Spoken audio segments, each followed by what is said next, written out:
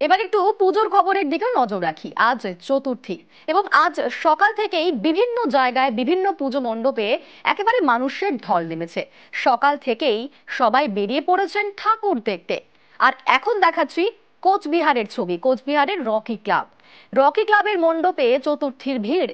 পরিবেশ রক্ষার বার্তায় চারা গাছে সেজেছে মণ্ডপ। রকি ক্লাবের পুজো এবার থিম সবুজের সংকল্প। যে ছবি দেখছেন আপনারা, কোচবিহারের রকি ক্লাব, এবং সেখানে পরিবেশ রক্ষার বার্তা দেওয়া হয়েছে। সেই ছবিটা দেখলে এটাই একেবারে স্পষ্ট, চারা গাছে সেজেছে মণ্ডপ।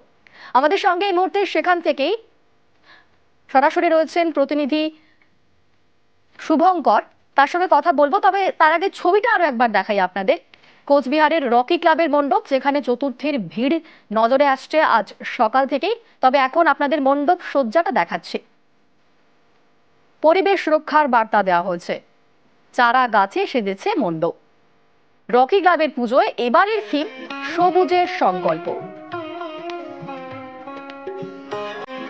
আমাদের সঙ্গে রয়েছেন প্রতিনিধি শুভঙ্কর, শুভঙ্করের সঙ্গে কথা বলবো।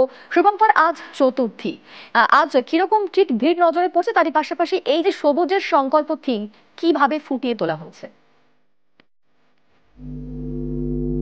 অনিন্দিতা, তোমাকে জানাই যে কোচবিহারের যে পুজো মণ্ডপগুলি গতকাল থেকেই কোচবিহারের বিভিন্ন পুজো মণ্ডপগুলোতে উদ্বোধন হতে শুরু করেছে। পুজো মণ্ডপগুলোতে দর্শনার্থীদের ভিড় জমতে শুরু করেছে। তবে এই যে কোচবিহারে রকি ক্লাব প্রতি বছরই একটা নতুনত্ব করে থাকে। এবারে যখন গোটা বিশ্ব গ্লোবাল ওয়ার্মিং নিয়ে আতঙ্কিত, সে সময় সমাজে সবুজের বার্তা ছড়িয়ে দিতে হাজার হাজার চারা গাছ দিয়ে মণ্ডপ বলতে তৈরি করেছে তারা। তাদের তাদের থিম এবারে সবুজের সংকল্প। অর্থাৎ এই যে মণ্ডপ, সেই মণ্ডপে কিন্তু হাজার হাজার বিভিন্ন ধরনের গাছ রয়েছে। নারকেল গাছ থেকে শুরু করে কটন প্ল্যান্ট থেকে শুরু করে ভিক্টোরিয়া প্ল্যান্ট, বিভিন্ন ধরনের যে গাছ, এই গাছগুলো দিয়ে তারা সাজিয়েছে এই মণ্ডপকে। অর্থাৎ উদ্যোক্তারা যেটা জানিয়েছেন যে অন্তত পক্ষে 1010 গাছ কোচবিহারের বিভিন্ন নার্সারি থেকে সেটা সংগ্রহ করে এই মণ্ডপ সাজানো হয়েছে। আমরা একটু কথা বলে নিব এখানে এই যে রকি ক্লাবের পুজো উদ্যোক্তাদের সাথে, কেন এই ধরনের একটা পরিকল্পনা নিলেন।